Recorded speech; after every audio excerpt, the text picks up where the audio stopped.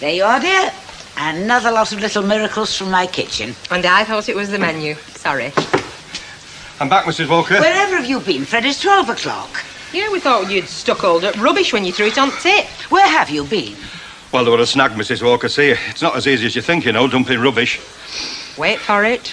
Well, I didn't manage it, Mrs. Walker. I didn't manage it at all. Oh, dear. Mrs. Walker. Why didn't you manage it, Fred? Well, it was that fella at the tipsy, Mrs. Walker. When I got there, he rumbled who I was and he wouldn't let me dump it. Rumbled who you were? Yeah, he means that they cottoned on that he was from, I know what it means. What I want to know is how they rumbled who he was. Fred? In any case, that could only have taken half an hour. Where have you been since then? Well, I thought that rather than bring it back, I would drop it off in some quiet place, like. But, What? Well, it was his copper, see. He just sort of appeared in his panda car. You've been arrested? In the Rover? No, he just gave me a ticking off, you know, about dumping rubbish in the countryside. He said, Go on, Fred. He said it were a mean, cowardly and despicable act, and if he saw as much as a toffee paper sticking out of that Rover again, well, my feet wouldn't touch. So the rubbish is still in the boot line? Yeah. By heck, Fred. When you make a cock of things, you definitely make a cock of things. No half measures. It weren't my fault. Please, could you kindly leave me? Both of you. I need just a little time on my own. Certainly, Mrs. Walker. I did my best, Mrs. Walker. Honest. Fred.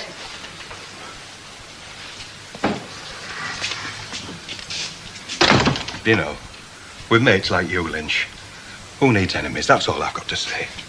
What did I do? What sort of pub do you call this? 5 minutes of him waiting for a refill. If you want a quick nose job, Oggy, I'm just the guy to do it. You and whose army? Oh, well, as for you two, Burks, don't go walking up any dark alleys on your own. Otherwise, you just might get a bunch of fives apiece. Get out of my way. That's a nice welcome, isn't it? Threats of physical violence. He's had a very upsetting morning, has Fred. 3 pints, Yeah. Hey, we heard he'd been down at council tip. That's only the half of it.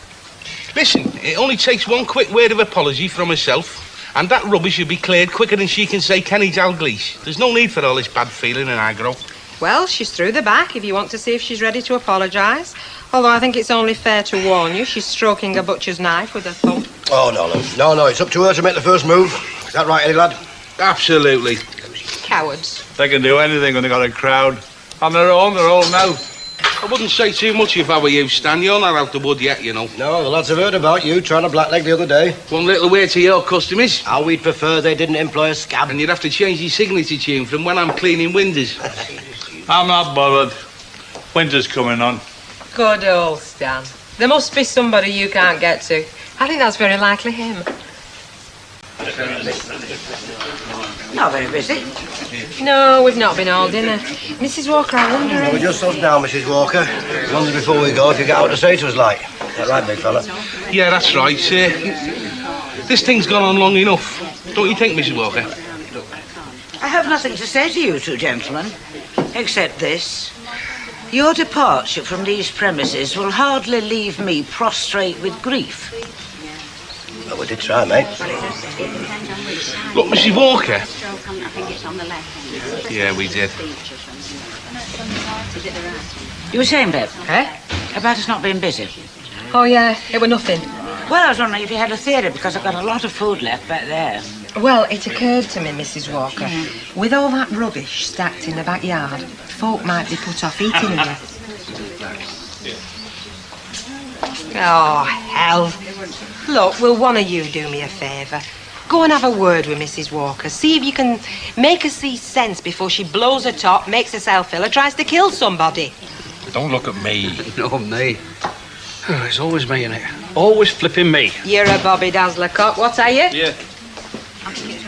Where's Alf going? To sort out Mrs. Walker, hopefully. Some job. Yeah. Anyway, what are you doing here at this time? Have you took day off? No, but I have a little more leisure time these days. Isn't that right, Len? Go and buy us a drink. Buy your own. Right, I will. There, vodka, please. Right. No, so well, I thought I'd come in a bit sooner in the morning, say 7:30. She'll be up by then, won't she?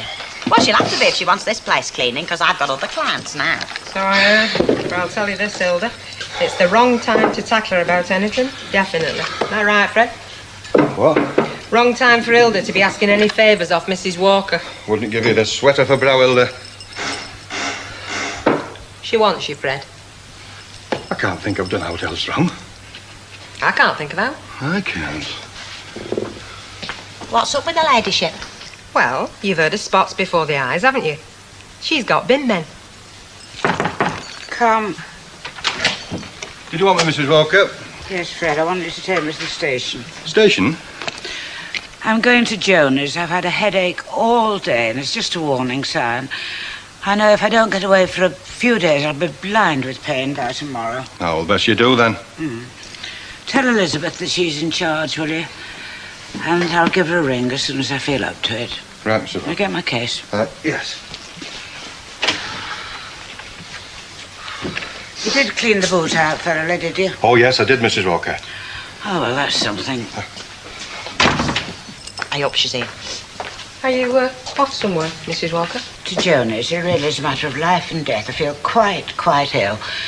Now, I'm sure you'll be able to cope, and Elizabeth will be back tomorrow. Come, Fred.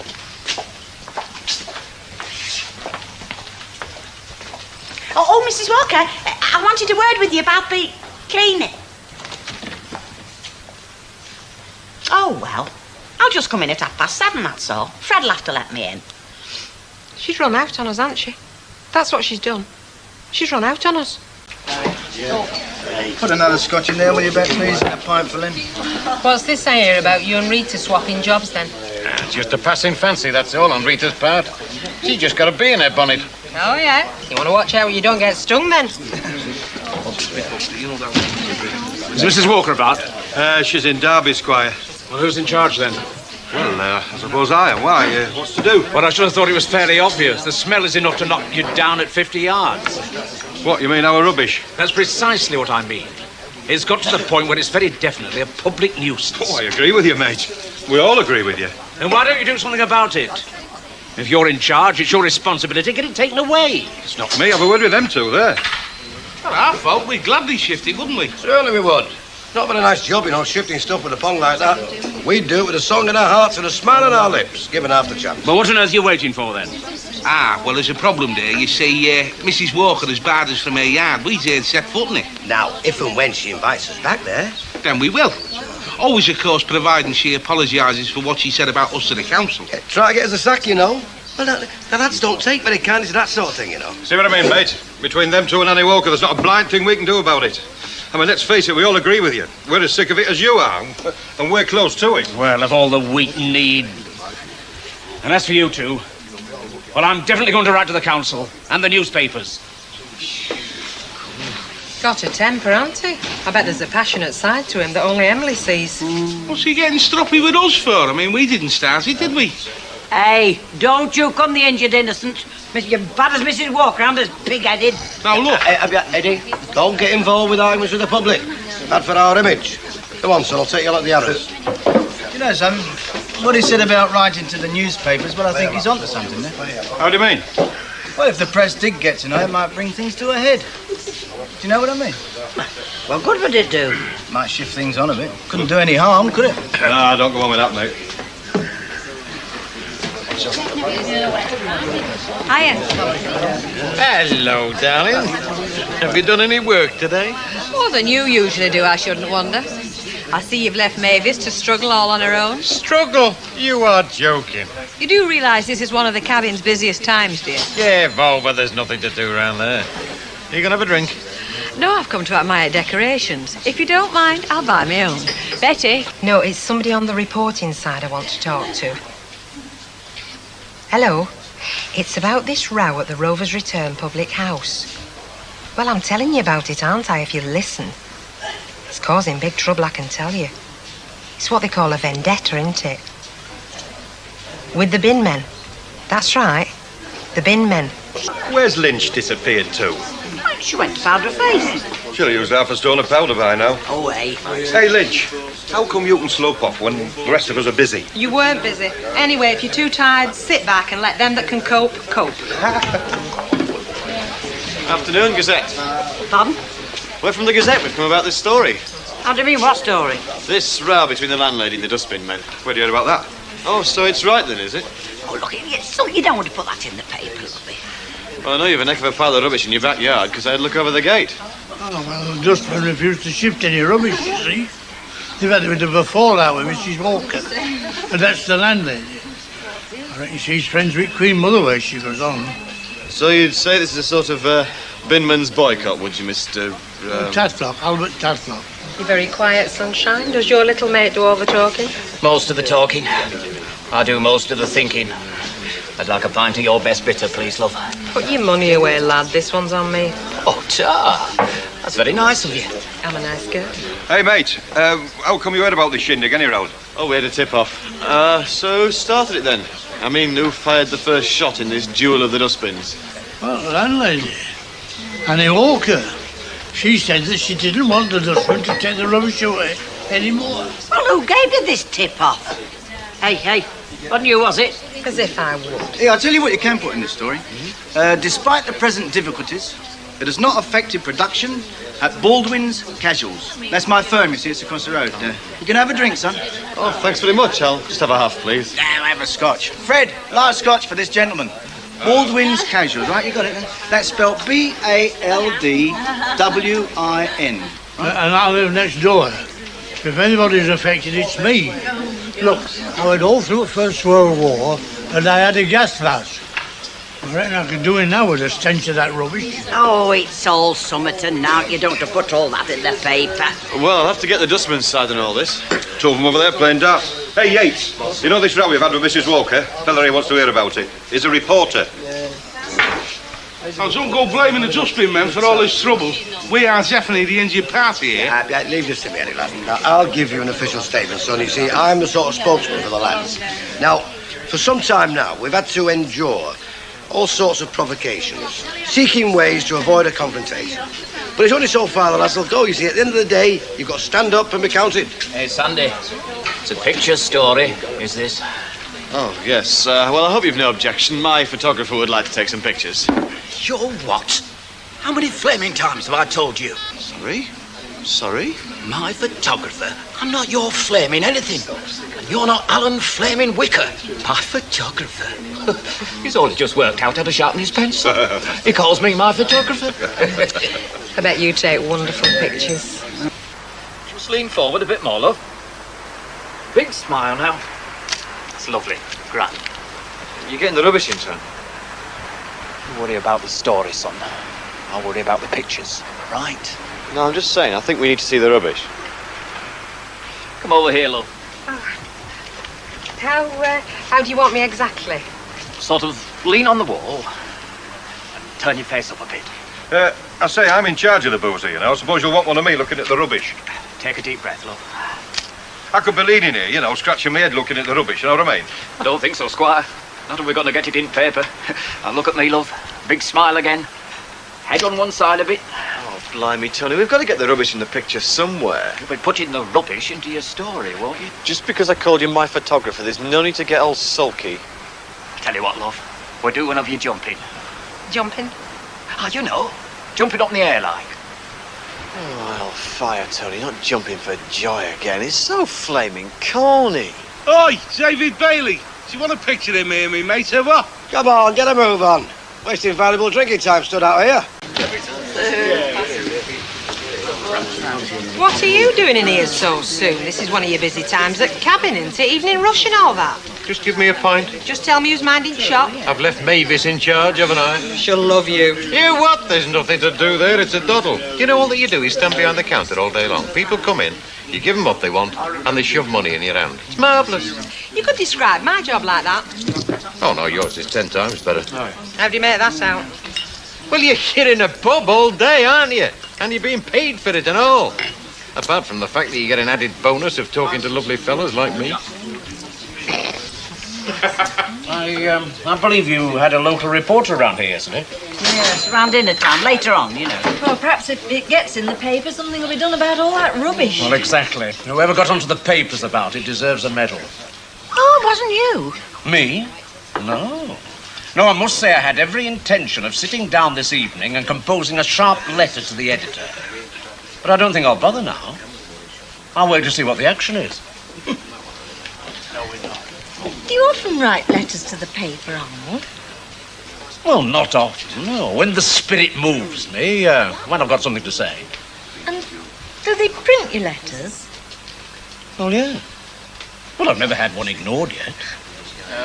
You know, Arnold, you're a constant source of surprise to me. Am I? Good. I wouldn't like you to get bored with me. Wasn't Arnold, you know, that got in touch with the Gazette about the rubbish? I never thought it was. It were you, Lynch, weren't it? Me? Why should I get Gazette round here? Because you like to see a picture in the paper. That's why. Of course, there's no guarantee they'll use the story, you know. I mean, they often send reporters out on stories that get, what's the word they use? Spiked, I think. Oh, don't say that, Ken. They took some smashing pictures of me. Tell you what, though, I mean, if that story does get into the paper, Mrs. Walker will go mad when she sees it. She'll be mortified. I think you can safely say that. You two, you stood here chattering, telling them all her business, you know.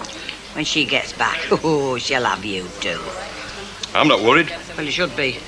And as for you, Bet, if there's a photo in that paper, Mrs. Walker will never forgive you. She's right, you know. You'll be definitely out of the will. You might even be out of a job. There you are, Albert. Albert? What? What is it?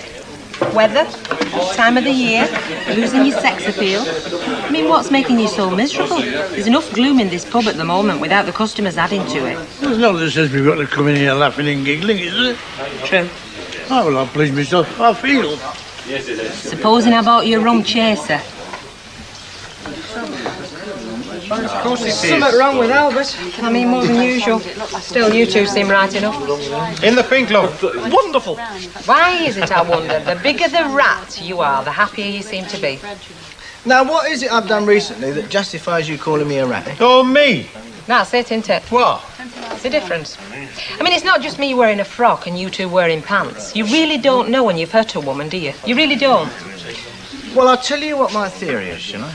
I think it's you women that started all. I mean, smiling and grinning at some kids kicking a football, but when we do it, oh, it's wrong. We are rats all of a sudden, right? Yeah, you want your cake and your halfpenny, just like Rita does. You get the flipping cake and a fiver, mate, so why shouldn't we? You did say cheese, didn't you? I did, And in my mind, it's in such a turmoil. Betty, I keep telling you, the worst is behind us. Well, where is it? Too late, sold out. Queuing up for them, they were in town centre. Where is it? Have you looked? I'm in. Oh, I'll give all my money away if they've not printed anything. Front page, big headlines, look. Binmen, black pub. Landlady insulted us, claim. And a big photo of me. Don't I look glam? Even standing next to a pile of old rubbish. Have a look, Betty. Oh, I'm not looking, I daren't. Betty, I keep telling you, it's best out in the open now. Somebody will do something about it. Don't you agree, Fred? How old would you say I looked? I've been wondering. I wonder if they have this paper in Derbyshire. I hope not. If Mrs. Walker sees it. Yeah, look at this. I like this bit. Blonde, attractive Miss Lynch says, it's a storm in a teacup, really. If both parties had behaved with a bit of common sense in the first place, it would never have happened. Innocent people are suffering. Hey. Both parties? Did you say that? Well, not in them words exactly. Let's have a skin. Oh, I think it's funny. Yes. I'm nice and warm, isn't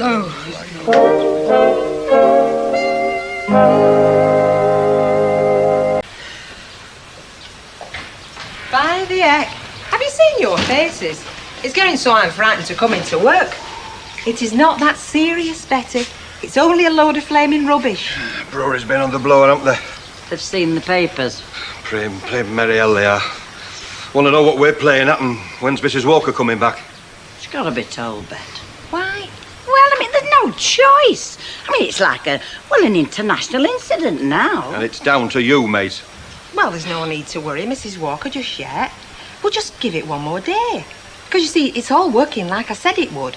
The more people are involved, the more people will be looking for a solution.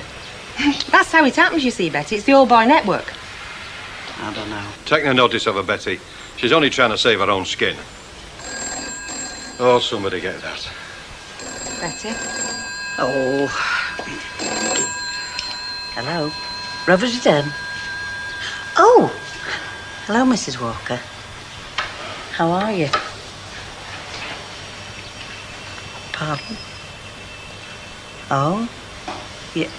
Oh. I see. Tomorrow? Oh, well, I'll see you then. Bye. Coming back tomorrow. Oh. Heard about the article. How? Nellie Harvey phoned and told her. Well, how did she know Mrs. Walker were at Journey's? Don't look at me, I never told her. Well, she rang up this afternoon. I mean, I had to tell her Mrs. Walker weren't here, didn't I? I hope you and me never commit a murder together, Fred, because we'd stand no chance of getting away with it. Anyway, it's out of our hands now. I still say she'll thank me for bringing things to a head. It's not what she just said now. She's blaming us for, how did she put it? Betraying her to the gutter press. I wonder if there's a plane to South America from Ringway tonight. If there is, it'll get me a seat on it as well, lovey. Come on. She's coming. Right. Morning, Hilda. Morning, Cork. What's up with you two? You're in early, aren't you? Couldn't you sleep or something? What's that on the bar, Hilda? £3. It's yours, isn't it, Betty? Every penny. Mine? I have never lost it, have I? It's what they call in trade union circles money on the table, Hilda, for the extra productivity what you're going to give us this morning. Yeah, you know, instead of your usual Catholic, we'd like this place to be shining and bright. Like a weaver's clog, so get moving. Oh, she's coming home, isn't she, Mrs. Walker? Today. You know, you might as well give me all your money. Well, you'll not be needing it. You'll all be lying spifflicated on top of that rubbish heap out there. We could just blow, Betty, get a bus to Accrington. Well, you could. I've got nothing to fear. It wasn't me that criticised her in the paper, you know. No, me. Bayek, there's now light trouble for sorting out who your friends are. I don't even know your name, darling. I'm off. I thought you were supposed to make a special effort. You've hardly touched these tables. Now look here, that Lynch. There isn't a flat surface in this house that I haven't gone over with a mop or a duster. Now, if you're not satisfied, you know where the mops and dusters are. I've got other clients now, you know. Clients what appreciate me. Ta-ra. Right. I'll go and pick Her Majesty up. Fred, Yeah? you know when you're driving over the canal bridge? I thought of that, but they've cleaned it out. It's dry.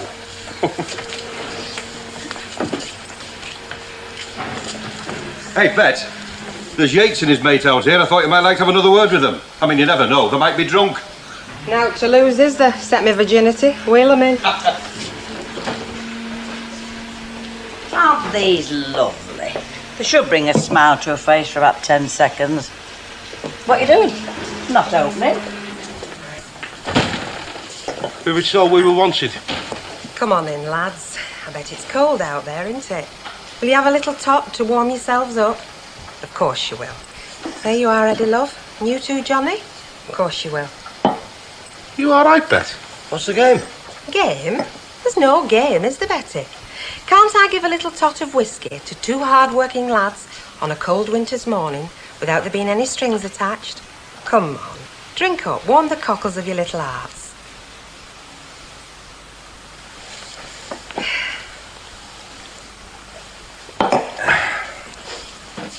Hang on.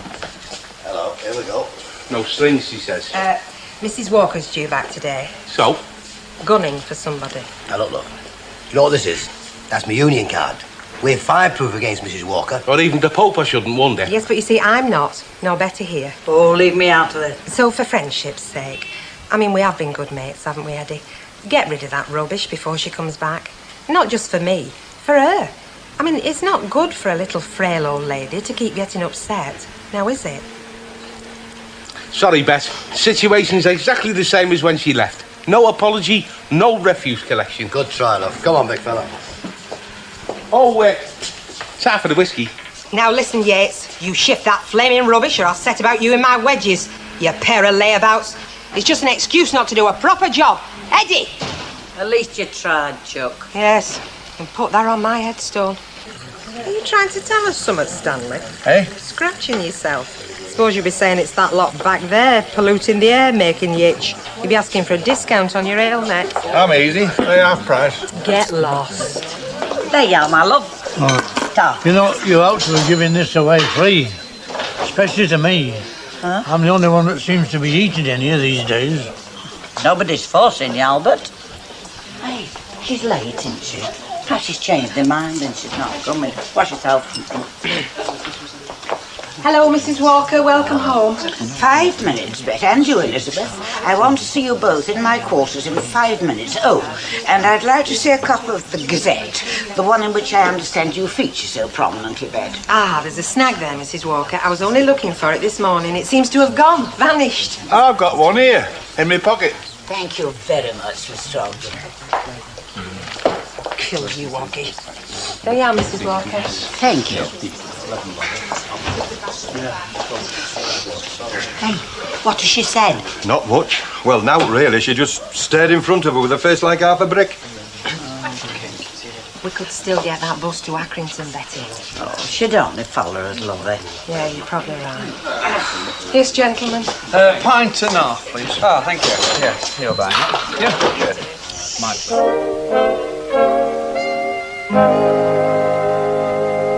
I'll be very brief. I consider this article in the Gazette to be a gross betrayal. It makes me out to be the chief troublemaker, where, in fact, the opposite was the truth. Well, that was all my doing, Mrs. Walker. You see, I thought if we got a bit of publicity, folk might do something, sort things out, like the council and the brewery. Betty had naught to do with it. She was in charge. She could have stopped you. Isn't that right, Elizabeth? Yeah, I suppose I could, yeah. Well, she didn't even know I'd rung the Gazette up. Look, the captain of a ship may not know that a passenger has opened a porthole, but if the ship goes down, he is held responsible. There's no answer to that. I feel let down. Of all people, I thought I could depend on the loyalty of my staff, so... Yes, Mrs. Walker? I was going to dismiss you, I really was. I was so angry. But I thought we've been together a great number of years. So, if you can give me an apology, I am prepared to forgive and forget, which I think is very generous of me. An apology? Yes. Which is all Eddie and them want. Ah, the difference being that in that case I'm in the right. In this case you are in the wrong. But that's a matter of opinion. I'm waiting. Well, I suppose I should have stopped her.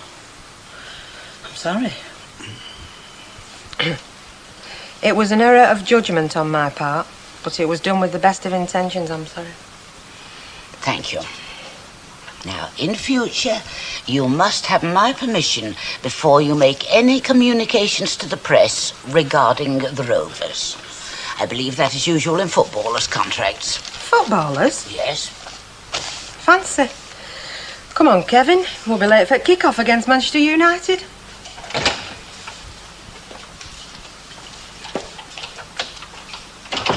Good morning.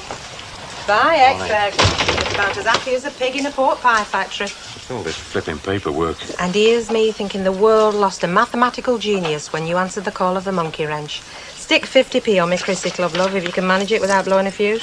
Yeah, the book. Mavis! What is it now, Mr. Fairclough? Where is the paying-in book for the Christmas club? The side of the till where it's always kept. It wasn't there yesterday, was it? Because you forgot to put it back. Now, do you want me to do it? No, I'm not entirely helpless, you know. Ah, heck, it was never like this when your missus was here. She did know her hat pin from her elbow. Don't you start. I get enough from her, thank you very much. Well, you've got to admit, she's making a better job of running that yard than you're doing here. You what? She's only got one miserable contract. She didn't get all that herself. She wouldn't know the difference between a knitting pattern and a flipping tender, that one. And maybe she doesn't, but it's obvious she's got something going for her, isn't it? What? You tell me. You're a fella. See ya. Bye. Bye, Maeve. Thank you, darling. Waiting for Gary Cooper to come striding through the door, eh? High noon, innit? Oh, yeah, that's right. Come on, I'm bursting my corsets waiting to find out what's going to happen. Right, lads. How you fit, then? Fit as we'll ever be. In you go. Of course, this is nothing new to you, is it, big fella? What's that? Being behind bars. Oh, very funny.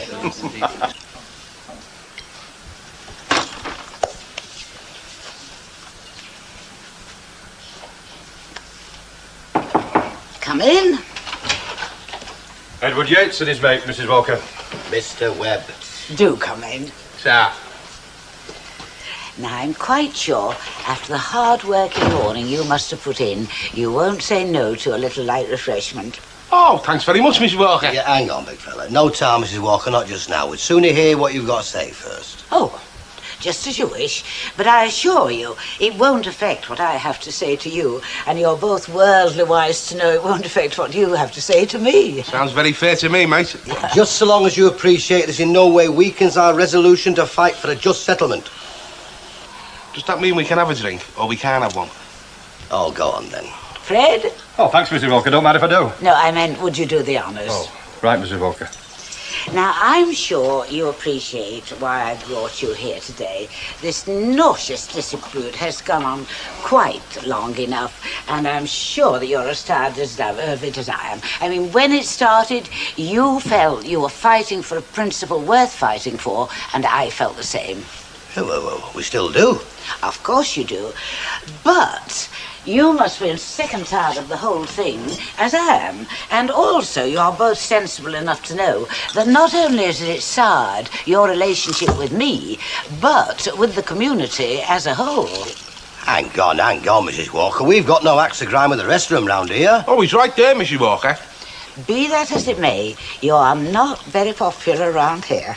And you'll find out to your cost when it comes to knocking for the Christmas tips. Yeah, now look, Mrs. Walker, we don't need any advice from you as to who's on our side and who isn't. As far as we're concerned, you started this dispute, and there's a very simple way of ending it. That's right. An apology. Now, do we get one, or don't we? Well, I won't beat about the bush.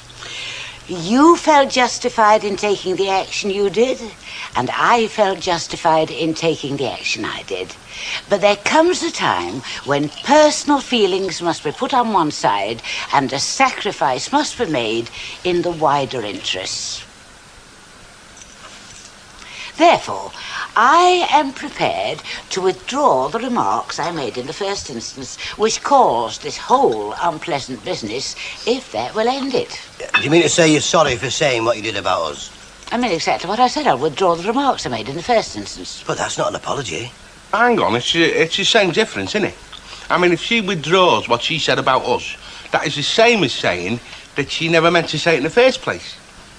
I think. Oh, go on then, we'll buy it. On one condition. Yes, what's that? Well, there's been a lot of muck hitting the fan since this dispute began, and some of it's come our way. Now, if you'll go out there in the bar and tell that lot what you've just told us, you've got yourself a deal. Very well, I will. I'm willing to take your word on this occasion, Mr. Webb.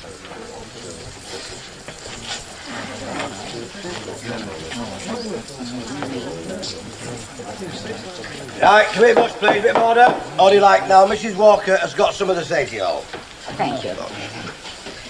I just want everyone to know that my firm belief that deep down in the core of every British working man there is an element of decency is not without foundation. I'm happy to say that common sense has prevailed. These gentlemen and I have come to an agreement. And normal service as regards the refuse will be resumed very shortly. Now, my friends know full well that when I take up the cudgels, I usually fight to the bitter end. But in the interest of the community, and indeed the country, because these things can escalate so quickly, I have decided to completely withdraw the remarks I made in the first place, which were the cause of this unpleasant incident. Happy now? I am. Thanks very much, Mrs. Walker. What was the remark that caused us to stop work in the first place? It's so flipping long ago, I can't even remember. Oh, I can. She said something about wanting another gang to empty her bins because she didn't think you was fit to shift her rubbish. Oh, yeah, but what's the odds anyway? She's withdrawn, hasn't she? She certainly has. Which means that she now reckons you are fit to shift her rubbish. 2 pints, was it? I'd have thought she'd have been in here savouring a victory. Will you give us a bit of peace? She reckons it's the biggest thing since signing at the armistice. Yeah, well, you've got to admit she handled it very well. It could have turned into a very nasty situation. Yeah, well, I'm glad it's all over anyway. And it's put a stop to your little gallop too, hasn't it? What are you on about? Oh, don't think I didn't notice. There aren't many folk round here who have muesli for breakfast and live within throwing distance of the Rovers' backyard. Well, I've been with nearly full.